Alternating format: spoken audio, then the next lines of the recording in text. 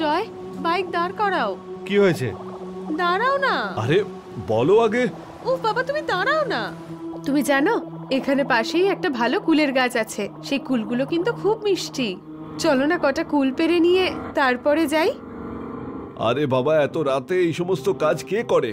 যদি জন্তু জানোয়ার চলে আসে? আমরা কাল সকালে আসবো। কাল না, আমি আজকে এক্ষুনি পারবো। ওকে বাবা, লেটস গো।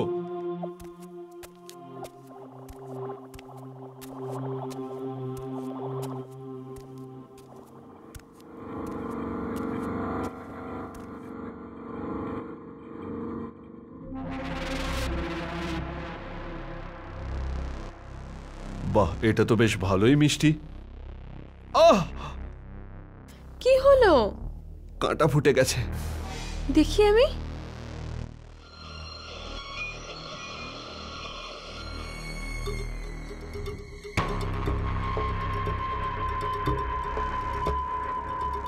আরে কি হয়েছে তোমার?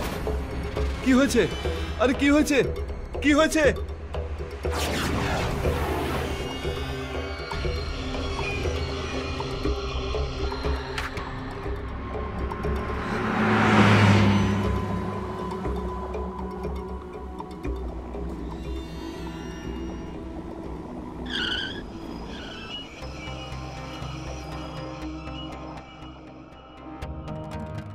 বাঁচাও, বাঁচাও, ভূত, ভূত, বাঁচাও,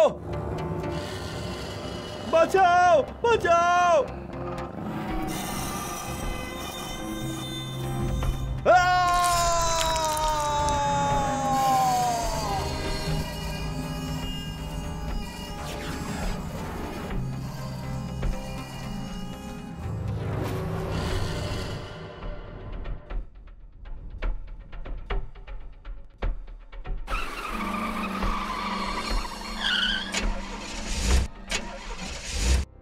হ্যালো, মন্টু মেকানিক।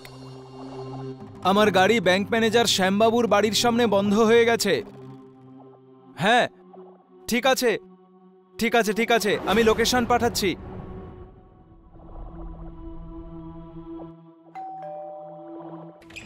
আরে ডক্টর কিশোর, আমার ভাই, এসো এসো, ভিতরে এসো। হ্যাঁ বলো বলো, হঠাৎ আজকে আমার বাড়িতে কি মনে করে এলে? আরে কিছু না শ্যাম, আসলে আমি বাড়ি যাচ্ছিলাম, কিন্তু আপনার বাড়ির সামনে আমার গাড়িটা খারাপ হয়ে গেল, তাই এখানে চলে এলাম। তার মানে গাড়িটা খারাপ না হলে তোমার বন্ধুর বাড়িতে তুমি আসতে না? সেরকম কিছু নয় বন্ধু। তাহলে ব্যাপারটা কি?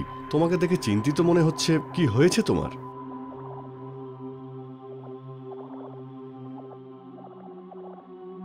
নমস্কার ডক্টর কিশোর। আরে অঞ্জলি বৌদি, আপনিও? ডক্টর আমি অন্যদের কাছে, আপনাদের কাছে তো আমি শুধুমাত্র কিশোর। সো প্লিজ আপনারা আমাকে কিশোর বলেই ডাকুন। আরে ভাই, আমরা ডাক্তারকে ডাক্তার বলবো না তো কি কম্পাউন্ডার বলবো? কি অঞ্জলি? একদম ঠিক বলেছ তুমি। ওকে বাবা, ওকে। আপনারা জিতেছেন, আমি হেরে গেছি। আপনাদের যা বলার আপনারা বলুন।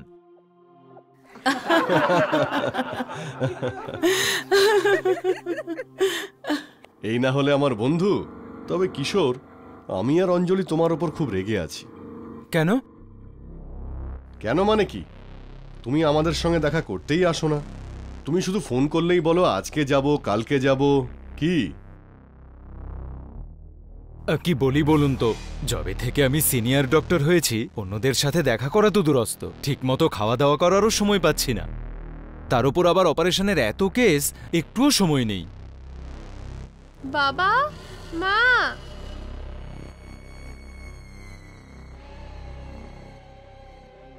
আরে মা, এনার সঙ্গে আলাপ করো।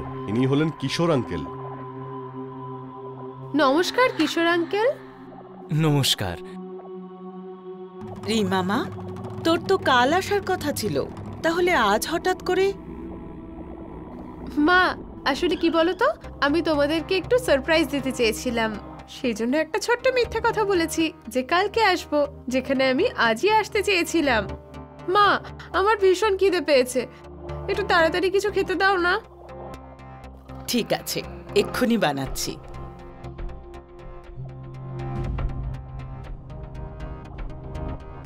শ্যাম, এই মেয়েটিকে?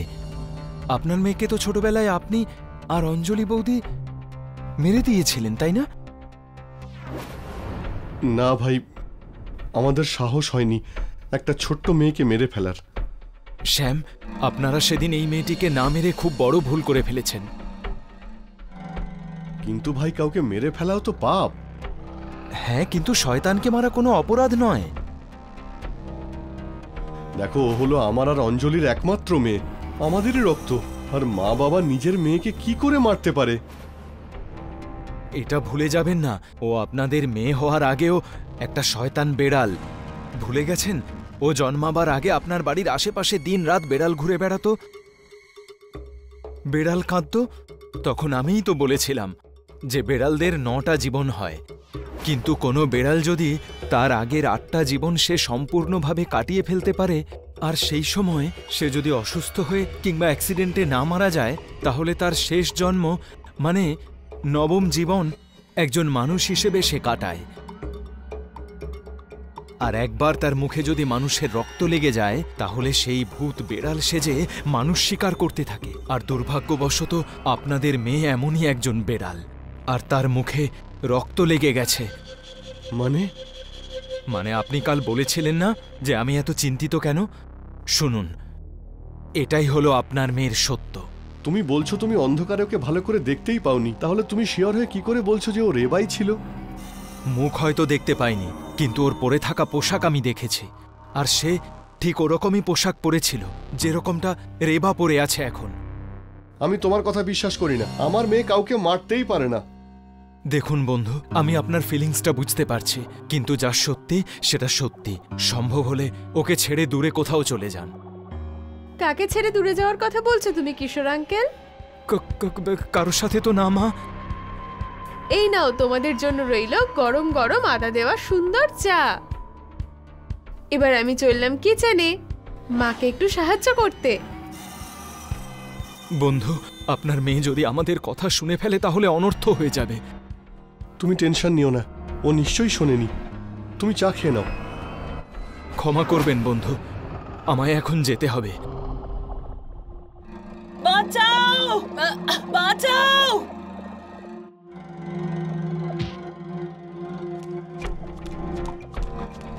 ভয় পেও না অঞ্জলি, আমি এসে গেছি। রেবা মা, ও ও তোমার মা, আর আমি হলাম তোমার বাবা। মা, তোমার মাকে তুমি ছেড়ে দাও, ছেড়ে দাও ওকে। শ্যাম, ও এখন আপনার কথা শুনবে না। ও মানুষের রক্তের স্বাদ পেয়ে গেছে। ওর এখন শুধুমাত্র রক্ত চাই, সে যেই হোক না কেন। অঞ্জলি,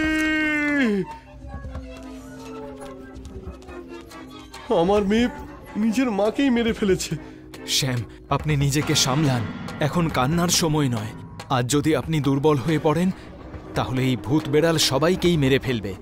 তাই প্লিজ আমাকে বলুন, ওই মন্ত্রপুত হাতিয়ার যেটা আমি ওকে মারার জন্য দিয়েছিলাম সেটা কোথায়?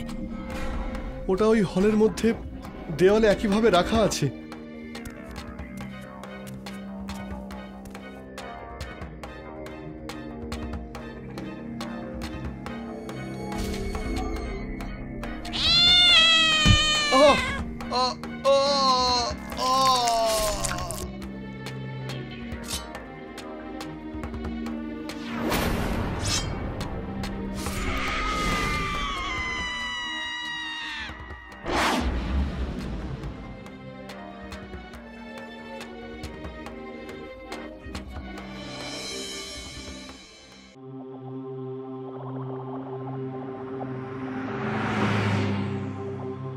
তবে মোহিনী, তুমি শেষ পর্যন্ত একটা বড় বাজেটের ফিল্ম সাইন করেই নিলে, তার জন্য তোমাকে অনেক অনেক অভিনন্দন।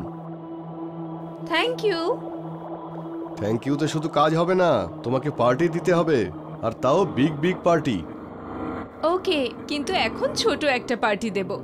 একবার যখন আমার ফিল্ম তৈরি হয়ে রিলিজ হয়ে যাবে আর আমি অনেক বড় সুপারস্টার হয়ে যাব, তখন রোজ বড় বড় পার্টি দেব।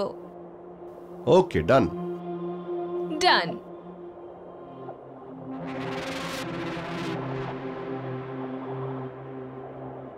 আরে ওটা কে?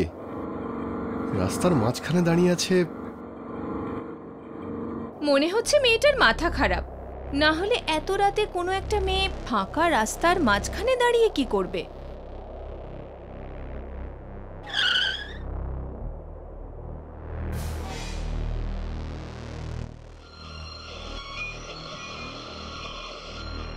আরে এই পাগল মেয়ে, রাস্তার মাঝখানে দাঁড়িয়ে আছো কেন? সরে যাও। শুনতে পাচ্ছে না নাকি? মনে হচ্ছে মাথাটা গেছে। এই মেয়ে, রাস্তা থেকে সরো, আমাদের দেরি হয়ে যাচ্ছে, যেতে হবে আমাদের। সর্বনাশ! সরে না গেলে গাড়ি দিয়ে উড়িয়ে দেব। এক কাজ করো, গাড়িটা সাইড দিয়ে নাও।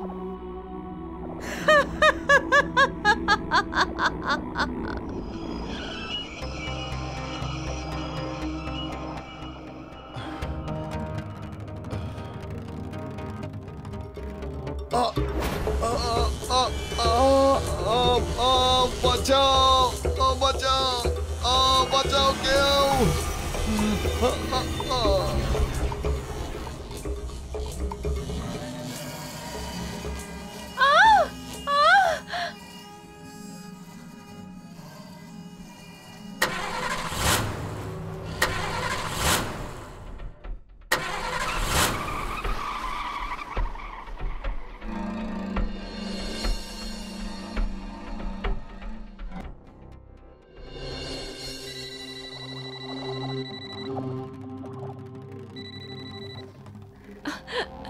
হ্যালো মোহিনী, তুমি কোথায়?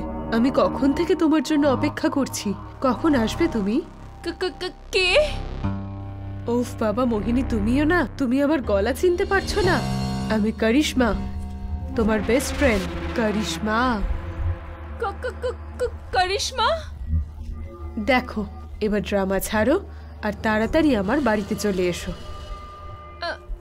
হ্যালো প্রমোদ, তুমি যত তাড়াতাড়ি পারবে আমার বাড়ি চলে এসো, প্লিজ চলে এসো।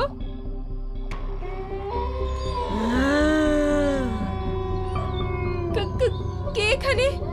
কে এখানে? দেখো দেখো, তুমি যেই হও, এসো সামনে। আহ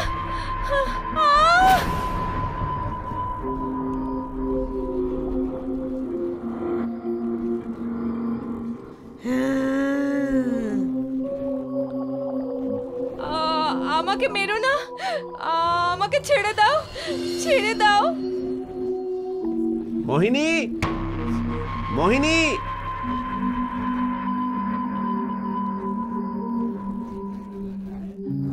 প্রমোদ, প্রমোদ আমাকে বাঁচাও, বাঁচাও আমাকে। ও ও ও আমাকে মেরে ফেলবে, মেরে ফেলবে ও আমাকে। মোহিনী, কি হয়েছে তোমার? আর কে তোমায় মেরে ফেলবে? ও সে কে? করিশ্মা। সেটা আবার কে? এসেছিল ও ও ও আমাকে আমাকে মারতে এসেছিল, আমাকে মারতে এসেছিল। মোহিনী, কি হয়েছে তোমার? ও এখানে কিভাবে আসতে পারে? আমাকে বিশ্বাস করো প্রমোদ, এসেছিল ও। তুমি জানো, আমি আর লাকি বাড়ি ফিরছিলাম, তখন ও রাস্তাতেই লাকিকে মেরে ফেলেছিল। তারপর ও আমার পিছনে পিছনে এখানে এসে গেছিল, আর ও আমাকে হয়তো মেরেই ফেলতো, কিন্তু তুমি এসে গেলে আর ও পালিয়ে গেল। মোহিনী, এটা তো অসম্ভব। তুমি হয়তো ভুলে যাচ্ছ, তুমি ফিল্মে লিড হিরোইনের রোল পাওয়ার জন্য তুমি ওকে মেরে ফেলেছিলে, আর এই কাজে আমি আর লাকি তোমাকে সাহায্য করেছিলাম। প্রমোদ, ও এসেছিল, ও বেঁচে আছে। তুমি আমাকে বিশ্বাস করছো না কেন? কিন্তু মোহিনী, যে মারা যায় সে কখনো ফিরে আসে না, আর এটাই হলো সত্যি। এই দেখো, এই যে করিশ্মার কল। কোথায় তুমি মোহিনী? তুমি এখনো এলে না যে? আমি কখন থেকে তোমার জন্য অপেক্ষা করছি। তাড়াতাড়ি এসো প্লিজ। শুনলে তুমি? শুনলে? মোহিনী, আমার মনে হয় কেউ মজা করছে, কেউ ওর আওয়াজে মিমিক্রি করছে তোমার সঙ্গে। কিন্তু এমনটা কেউ কেন করবে? কারণ আমার সোনা, তুমি এখন সুপারস্টার হতে চলেছো, আর কেউ হয়তো আমাদের ওকে মারার সময় দেখে ফেলেছিল, আর সেই এখন আমাদের সঙ্গে এই খেলাটা খেলছে, যাতে সে তোমার কাছ থেকে টাকা নিতে পারে। এমনটাই যদি হয় তাহলে লাকিকে কে খুন করলো? আর তুমি আসার আগে আমাকে যে মারতে চলেছিল সে কে ছিল? প্রমোদ, আমি বলছি না, করিশ্মা বেঁচে আছে। ও আমাদের উপর প্রতিশোধ নিচ্ছে। ও তোমাকে আর আমাকে দুজনকেই মেরে ফেলবে। ওকে বাবা, ওকে। যদি এরকমই ব্যাপার হয় তাহলে চলো আমার সঙ্গে। ওখানে গেলেই তো সবকিছু বোঝা যাবে ভালো করেই, তাই না? আর তোমার ভ্রমও দূর হয়ে যাবে।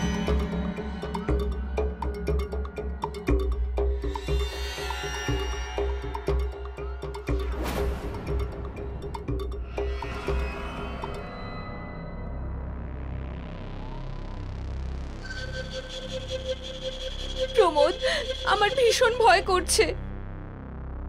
কাম অন মোহিনী, একজন সিংহের মতো বয়ফ্রেন্ড তোমার সঙ্গে থাকলে তোমার ভয়ের কি আছে? প্রমোদ, একবার ভেবে দেখো, আমরা এখানে এসে আবার কোনো ভুল করলাম না তো? যদি আমরা ভুল করি তাহলেই তো তোমার এই মনের ভুলটা দূর হবে। ডোন্ট ওয়ারি, আমি থাকতে তোমার কিচ্ছু হবে না। চলো ভিতরে।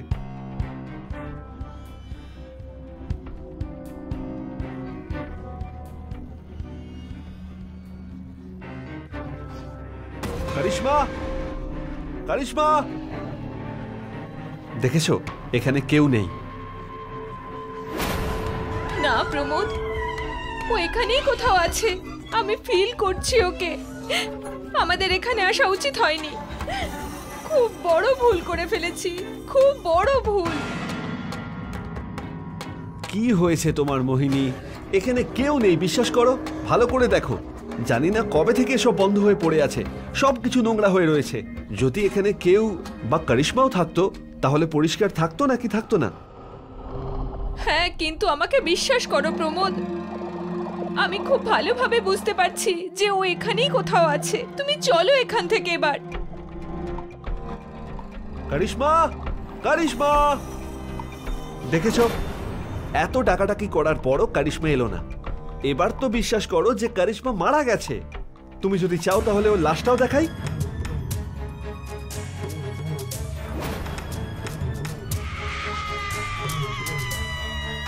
কি হয়েছে? প্রমোদ, আমি বলেছিলাম না, ও আছে, ও আছে। কোথায় আছে? আমি এইখানে। কারিশমা? কারিশমা না, তোমাদের দুজনের মৃত্যু আমি প্রতিশোধ নিতে এসেছি।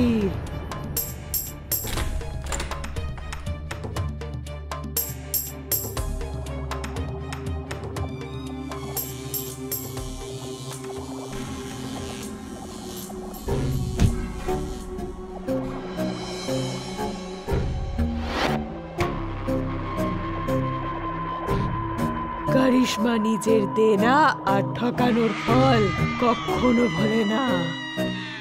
যখন বেঁচে ছিলাম তখনও নয়, আর মৃত্যুর পরেও নয়। এই পৃথিবীর ভিড়ে যখন কোনো মানুষ কোনো বিপদে পড়ে যায় তখন সে সবার কাছে সাহায্য চায়, কিন্তু এই ভিড়ে কিছু লোক এমনও আছে যারা সাহায্যের নামে সামনেওয়ালাকে আরো বিপদে ফেলে দেয়, যা থেকে প্রাণ চলে যাওয়ার ভয় থাকে। কালো অন্ধকার রাতে শিয়ালদের চিৎকারের আওয়াজ আসে। একটা বড় গাছে অনেকগুলো কাক একসঙ্গে বসে কা কা করে ওখান থেকে উড়ে চলে যায়। সুমিত ড্রাইভিং সিটে বসেছিল, দিশা ওর পাশের সিটে বসেছিল। বেবি, তোমার ছেলে চাই না মেয়ে? ছেলে হোক বা মেয়ে, আমার জন্য দুটোই সমান সমান। তাছাড়া তোমার কি চাই? যেটা তোমার পছন্দ সেটাই আমার পছন্দ। তখনই অনেকগুলো কাক উড়ে যাচ্ছিল, তাদের মধ্যে একটা কাক গাড়ির দিকে মুড়ে যায় আর উইন্ডস্ক্রিনের সাথে ধাক্কা খেয়ে মরে যায়। উইন্ডস্ক্রিন ব্ল্যাক হয়ে যায় আর অনেক রক্তও বেরিয়ে যায়। সুমিত তক্ষুনি ব্রেক লাগিয়ে গাড়ি থামিয়ে দেয়। দুজনে গাড়ি থেকে বাইরে বেরিয়ে আসে। দিশা ঘাবড়ে গেছিল আর এদিকে সুমিত মৃত কাকের দিকে তাকিয়েছিল। সুমিত এগিয়ে চলে গেল আর কাকটাকে তুলে দূরে ছুড়ে দেয়। সুমিত, এই রাস্তা দিয়ে যাওয়াটা আমার ঠিক লাগছে না। তার উপর তোমার এই ভাঙা গাড়ি। আমরা অন্য কোনো রাস্তা দিয়ে যাই না? বেবি, এটা ভাঙা গাড়ি নয়, এটা খানদানি গাড়ি। আর বেবি, আমরা অনেক এগিয়ে চলে এসেছি। তাই এখন অন্য রাস্তা দিয়ে যাওয়ার মানে হলো আবার আমাদেরকে শহরে যেতে হবে। এখন চলো গাড়িতে বসো, না হলে এখানে পুরো রাত কেটে যাবে। দুজনে গাড়িতে বসে পড়ে আর ওখান থেকেই যেতে লাগলো। গাড়ি নির্জন ঘন জঙ্গলের মাঝখান দিয়ে গিয়ে যাচ্ছিল। তখনই গাড়ি হঠাৎ 2-3টে ধাক্কা খাওয়ার পরে একটা জায়গায় থেমে যায়। সুমিত গাড়িটা স্টার্ট করার চেষ্টা করতে লাগলো, কিন্তু গাড়িটা স্টার্ট হলো না। এটা দেখে দিশার মুড খারাপ হয়ে গেল। সুমিত দিশার ভাব দেখে বুঝতে পেরে যায় যে ও এবার বিরক্ত হয়ে গেছে। কিছু ভাবতে ভাবতে সুমিত গাড়ি থেকে বাইরে বেরিয়ে আসে। সুমিত গাড়ির ফ্রন্টে গিয়ে বোনাট খুলে ফল্ট চেক করতে লাগলো। দিশা ওর কাছে এলো আর রেগে বলল, আমি বলেছিলাম হানিমুনের জন্য আমরা অন্য কোনো গাড়ি নিয়ে যাব, কিন্তু না, তোমার তো এই আদি যুগের পুরনো ভাঙা গাড়িটাই নিয়ে যাওয়ার ছিল। হয়ে গেল তো আবার খারাপ। কি জানি আমরা কখন গোয়া পৌঁছবো। কাম ডাউন সুইট হার্ট, রেগে যাচ্ছ কেন? এটা আমার দাদুর দেওয়া প্রথম গাড়ি। তুমি জানো আমাদের পরিবারে যে কেউ এই গাড়ি নিয়ে হানিমুন করতে গেছে না, তারা খুশির খবরটা খুব তাড়াতাড়ি পেয়ে গেছে। ভয় পেয়ে দিশা অন্ধকারে এদিকে ওদিকে দেখতে লাগলো, কিন্তু অন্ধকার হওয়ার কারণে ও কিছুই দেখতে পেল না। তখনই ওর কানের কাছে কেউ যেন এলো। কে তুমি? আওয়াজ শুনে দিশা আওয়াজের দিকে এক ঝটকা ঘুরে তাকালো, কিন্তু আশেপাশে কাকেও দেখতে পেল না। তারপর ওর মনে হলো ওর সাথে এই ইয়ার্কি সুমিতই করেছে, কিন্তু সুমিতকে নিজের সামনে দাঁড়িয়ে থাকতে দেখে দিশা ভয়ে কেঁপে ওঠে। তাহলে ওই আওয়াজটা কার ছিল? এই প্রশ্নটা দিশার মাথায় ঘুরতে শুরু করলো। সুমিত, আমার এই জায়গাটা মোটেই ঠিক মনে হচ্ছে না। আমাদের এখান থেকে তাড়াতাড়ি বেরিয়ে যাওয়া উচিত। ডোন্ট ওয়ারি বেবি, গাড়ি স্টার্ট হয়ে গেলেই আমরা রওনা দেব।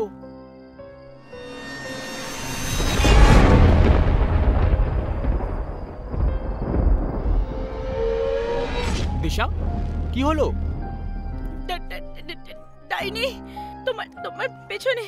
সুমিত মোবাইলের লাইট অন করে দেখে, তখন ওর পেছনে একটা বুড়ি মহিলাকে দেখতে পায়। ক্রমাগত বিদ্যুৎ চমকাচ্ছে। দিশার এখন একটু অদ্ভুত মনে হচ্ছিল। দিশা এ কোনো ডাইনি নয়, একজন বৃদ্ধ মহিলা। শোনো ঠাম্মা, আমাদের গাড়ি খারাপ হয়ে গেছে। আমরা আজ রাত এখানে আশেপাশে কোথাও কি থাকার জায়গা পেতে পারি? সুমিত, আমাদের এভাবে অজানা লোকেদের কাছে সাহায্য চাওয়া উচিত নয়। তার উপর ওনাকে দেখতে ঠাম্মা কম, ডাইনি বেশি মনে হচ্ছে আমার। এখন সবাই তোমার মতো এত যুবতী আর সুন্দরী তো হতে পারে না আমার ডার্লিং। ডোন্ট ওয়ারি, ও একটা বুড়ি, ওর নিজের একটা পা কবরে আছে। এ চাইলেও আমাদের কি ক্ষতি করতে পারবে? কাছে একটা ডাক বাংলো আছে যেখানে আমি দেখাশোনার কাজ করি। তোমরা দুজন ওখানে থেকে যেতে পারো। ডাক বাংলার দরজা ভেতরের দিকে ভয়ঙ্কর আওয়াজের সাথে খুলল। দরজার সামনে উষা আর তার সামনে সুমিত আর দিশা দাঁড়িয়েছিল। তিনজন ভেতরে চলে আসে আর তখনই দিশার উপরে একটা সাপ পড়ে যায়। দিশা চিৎকার করে লাফাতে লাগলো। উষা ওকে বলল, ভয় পেও না, এটা নকল সাপ, এটা খেলনা। আমার নাতি নাতনিরা এটা দিয়ে খেলা করে। যাও গিয়ে হাত মুখ ধুয়ে নাও, আমি খাবার নিয়ে আসছি। সুমিত আর দিশা একটা রুমের দিকে এগিয়ে গেল। উষা যেতে যেতে ওদেরকে দেখলো আর তখনই ওর চেহারায় ডাইনির রূপ দেখতে পাওয়া যায়। সুমিত আর দিশা ডাইনিং টেবিলে বসে খাবার খাচ্ছিল। উষা ডাইনির রূপে দুজনকে খাওয়ার সময় সাইডে দাঁড়িয়ে থেকে ওদেরকে দেখতে থাকে আর স্মাইল দিতে থাকে। দিশা গ্লাসে করে জল খাচ্ছিল আর গ্লাস যখনই টেবিলের উপরে রেখে দেয়, ও নিজের খাবারের থালায় অনেকগুলো পোকামাকড় দেখতে পায়। ও জোরে চিৎকার করে ওঠে আর থালাটা দূরে ছুঁড়ে দেয় আর বমি করার চেষ্টা করতে লাগলো। দিশা, কি হলো দিশা? কি হয়েছে? আরে ওকে, তুমি খাবার ছুঁড়ে দিলে কেন? আমার থালায় অনেকগুলো টিকটিকি, গিরগিটি আর অনেক পোকামাকড় ছিল। আমি খাবার না, শুধু পোকামাকড় খাচ্ছিলাম। তুমি ওই খাবার খেও না, ফেলে দাও সবকিছু। দিশা ফেলে দেওয়া থালার দিকে দেখে তখনই ও শুধু খাবারই দেখতে পেল। তারপর সুমিত দুধের গ্লাস নিয়ে ওকে দুধ খাওয়ার জন্য দেয়। দিশা দুধ খেতে শুরু করে। তখনই ওর মনে হলো যে ও রক্ত খাচ্ছে। গ্লাসের দিকে দেখলো তো দুধ লাল রঙের দেখাচ্ছিল। ও তক্ষুনি গ্লাস ফেলে দেয় আর রক্ত রক্ত চিৎকার করে ওঠে। এটা তুমি কি বলে যাচ্ছ দিশা? দেখো দেখো, ওখানে ওখানে না তো টিকটিকি রয়েছে, না গিরিগিটি, আর না পোকামাকড়। ইটস ওকে, এই নাও দুধ খেয়ে নাও। সুমিত, সুমিত এতে রক্ত আছে, আমাকে রক্ত খাওয়াচ্ছ? দিশা তোমার কি হয়ে গেছে? তোমার শরীর ঠিক আছে তো? ওটা রক্ত নয়, দুধ ছিল। মনে হচ্ছে তুমি একটু বেশি ক্লান্ত হয়ে পড়েছো। চলো গিয়ে শুয়ে পড়ি। সুমিত গভীর ঘুমে শুয়েছিল। দিশার ঘুম পাচ্ছিল না আর ও বিছানায় বসে আছে। ওর নজর জানালার দিকে যায়, তখন সেখানে ডাইনিকে দাঁড়িয়ে থাকতে দেখে। ও জোরে জোরে চিৎকার করতে লাগলো। সুমিত ঘাবড়ে গিয়ে উঠে পড়ে আর জিজ্ঞেস করে, দিশা দিশা কি হয়েছে, কি হয়েছে? সুমিত আর দিশা দুজন জানালার দিকে তাকায়, কিন্তু কাউকে দেখতে পেল না। সুমিত উঠে জানালা বন্ধ করে দেয় আর দিশাকে বলে, দিশা তুমি যা কিছু দেখে চিৎকার করছো ওটা শুধু তোমার ভ্রম আর কিছুই না। তুমি নিশ্চিন্তে শুয়ে পড়ো, সব ঠিক হয়ে যাবে। না সুমিত, আমার বিশ্বাস করো, ওখানে সত্যি কোনো ডাইনির মতো দাঁড়িয়ে ছিল। আমি ভালো করে দেখেছি দিশা, ওখানে তেমন কিছুই নেই। এনিওয়েজ, তুমি অনেক ঘাবড়ে গেছো, আমি তোমার জন্য জল নিয়ে আসছি। সুমিত কিচেনের দিকে চলে গেল। ওখানে ফ্রিজ রাখা রয়েছে। সুমিত জল বার করে আর ফ্রিজের দরজা বন্ধ করে মুড়ে যায়। আর তখন ওর মনে হলো ও যেন কিছু দেখেছে। ও ফ্রিজটা আবার খুলে দেখে আর একেবারে অবাক হয়ে যায়। ফ্রিজে একটা মাথা কেটে রাখা ছিল। সুমিত গুরুতরভাবে ভয় পেয়ে যায়। তখনই দিশার চিৎকার শুনতে পাওয়া যায়। সুমিত আওয়াজের দিকে ঘুরে তাকায়। সুমিত, সুমিত, ও আবার এসেছিল। সুমিত প্লিজ আমার বিশ্বাস করো, ও আবার এসেছিল, ও সত্যিই ডাইনি। তুমি ঠিক বলছো, এই জায়গাটা ঠিক নয়। আমিও ফ্রিজে কোনো এক মানুষের কাটা মাথা দেখলাম। চলো চলো পালাও এখান থেকে। সুমিত আর দিশা গেটের দিকে দৌড়চ্ছিল, কিন্তু যখনই ওরা দুজন গেটের দিকে পৌঁছলো তখন গেট নিজের থেকেই বন্ধ হয়ে যায়। দুজন বুঝতে পারলো না যে এখন তারা কি করবে। দিশা পেছনে ঘুরে তাকালো, তখনই বিদ্যুৎ চমকালো। বিদ্যুতের আলোয় দিশা ওই বাড়ির ছাদে সেই ডাইনিটাকে উড়তে দেখতে পায়। ওর চোখ দুটো ভয়ের চোটে একেবারে ফেটে রয়ে গেল। সুমিত ওপরে তাকিয়ে দেখে, তখন ওর অবস্থা খারাপ হয়ে গেল, কারণ দুজনের মাথায় মৃত্যু যে দাঁড়িয়েছিল। ছাদে উষা খুবই ভয়ঙ্কর ডাইনি রূপে দেখা যাচ্ছিল। ও জোরে জোরে হাসতে শুরু করলো। আজ অব্দি বাংলো থেকে কেউ বেঁচে পালাতে পারেনি, তোমরা দুজন কি করে যাবে? হাসতে হাসতে ডাইনি দুজনের দিকে এগিয়ে যায়। সুমিত আর দিশা ঘাবড়ে গিয়ে পেছনের দিকে পালাতে লাগলো, কিন্তু তখনই ডাইনি নিজের দুটো হাত লম্বা করে দেয় আর ওর হাত পিঠ দিয়ে ওদের ভেতরে ঢুকে যায় আর পেট ছিঁড়ে বেরিয়ে আসে। দুজন ওখানেই মরে যায়। আর ডাইনি হাসতে শুরু করে। মানুষকে কখনো কোনো রাস্তায় অজানা লোকেদের থেকে সাহায্য নেওয়া উচিত নয়, না হলে যে কোনো মুহূর্তে যে কোনো অবস্থায় নিজের প্রাণ হারাতে পারে। আজকের গল্পে একটা মজার কথা লুকিয়ে আছে, আপনারা সবাই এটা মন দিয়ে শুনবেন। এই জীবন কর্ম অনুযায়ী চলে, আর আমরা মানুষ আমাদের সব কর্মের ফল এই জন্মেই পেয়ে যাই। ভালো কাজ করলে ভালো ফল পাওয়া যাবে, যদি মানবতাকে লজ্জিত করে দেওয়ার মতো খারাপ কাজ করা হয় তাহলে তার ফল সেটাই হবে যেটা রঘু আর কালিয়া পেতে চলেছে।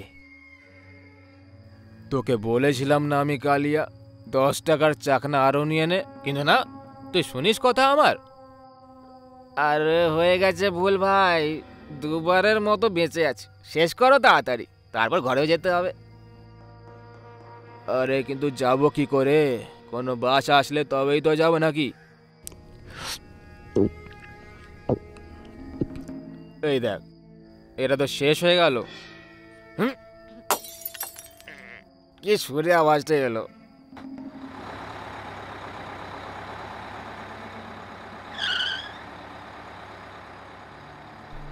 চলে এসো ভাই, চলে এসো, এটাই শেষ বাস।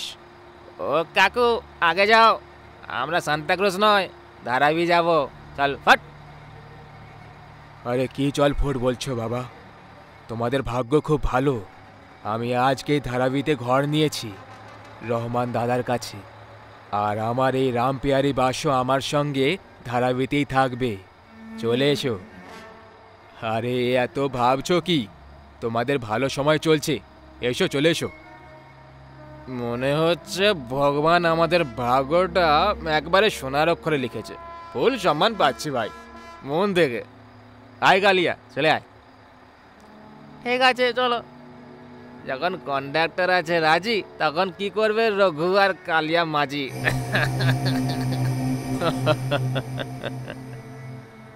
রাত 1টার সময় নিজের এলাকার বাস পাওয়াটা রঘু আর কালিয়াকে ভাগ্যের জোর মনে হচ্ছিল, কিন্তু ওরা জানতো না যে ওই বাস আর ওই কন্ডাক্টর ওদের জন্য ন্যায়ের দণ্ড নিয়ে এসেছে, যেটা যে কোনো সময় ওদের উপর বজ্রের মতো ফেটে পড়বে।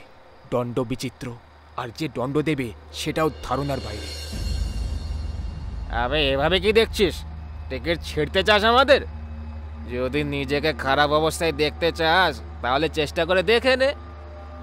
তোমাদের তো পার্মানেন্ট টিকিট কাটা হয়ে গেছে, তাই আর কোনো টিকিটের প্রয়োজন নেই। আরে আমি বলতে চাইছিলাম যে আমরা সবাই তো একই এলাকার, তাই এখন তো তোমরা দুজন স্টাফ হয়ে গেছো, তাই না? আর স্টাফদের টিকিট কেউ আবার কাটে নাকি? আচ্ছা, তাহলে তুই পুরো কথাটা তাড়াতাড়ি বুঝিয়ে দিলি, না হলে রামপুরি ঢুকে যেত তোর পেটে, বেরোতো বুক চিরে দিয়ে। ঠিক সেইভাবেই না, যেমনটা আজ থেকে 10 বছর আগে তোমরা একটা অসহায় বাচ্চার সঙ্গে দুষ্কর্ম করে ওকে মেরেছিলে, যখন এই বাস এক্সেল ভেঙে যাওয়ার কারণে আরে কলোনিতে দাঁড়িয়েছিল।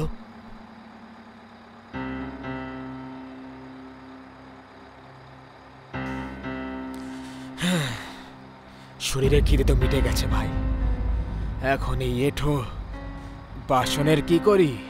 একে জ্যান্ত ছেড়ে দিলে তাহলে পুলিশকে সব বলে দেবে, মেরে দিয়ে কে? এটাই ঠিক হবে, মেরে দে।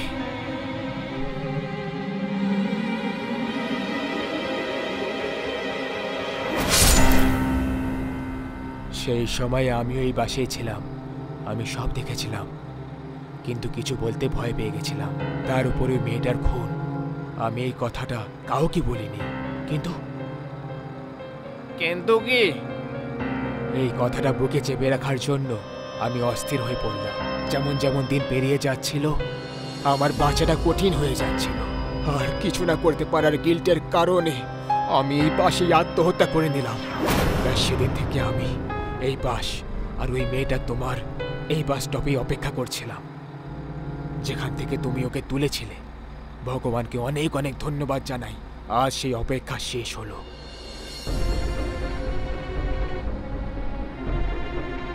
আবে ও রামগোপাল বর্মা, এ কি তুই এখানে ভূতের ফিল্ম বানাচ্ছিস? মানে তুই এমন ভাবে বলছিস যেন কোনো ভূত তোমরা দুজন। কিছু সন্দেহ আছে?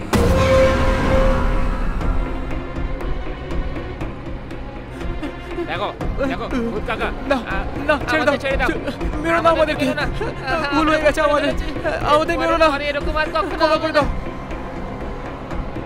ভবিষ্যতে তুমি কি ভুল করবে, এই শাস্তিটা সেটা নয়, এই শাস্তিটা সেটার ফল যেটা তুমি আগে করেছিলে।